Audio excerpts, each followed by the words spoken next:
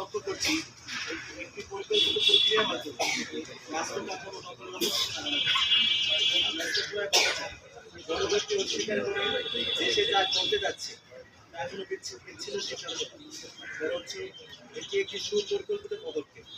গণভোটের রায় উপেক্ষা, গণভোট অধ্যাদেশ বাতিলের চেষ্টা, প্রতিরোধ অধ্যাদেশকে অকার্যকর করার উদ্যোগ, মানবাধিকার কাঠামো দুর্বল করে দেওয়া এবং সুপ্রিম কোর্ট সচিবালয় ও বিচারক নিয়োগ ব্যবস্থা হস্তক্ষেপ সমস্ত পদক্ষেপ একমাত্র একটি সুস্পষ্ট উদ্দেশ্য আমাদেরকে নির্দেশ করে। সেটা হচ্ছে রাষ্ট্রের প্রতিটি স্তম্ভকে দলীয়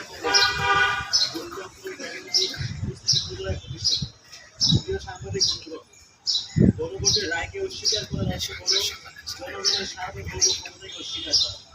প্রায় ৭০% মানুষের রায় ও সাধারণ মতামত জনগণকে চূড়ান্ত সিদ্ধান্ত। তাই আমরা সরকারকে স্পষ্টভাবে সতর্ক করছি, যদি আপনারা জনগণের ৭০% রায়কে অস্বীকার করেন তাহলে জনগণও আপনাদের ৫১% নেটওয়ার্ককে মানতে বাধ্য থাকবে এমনটা আশা করি। বিচারপতিদেরকে ব্যাহত করে সংসদে বিভ্রান্তির আপনারা দেখেছেন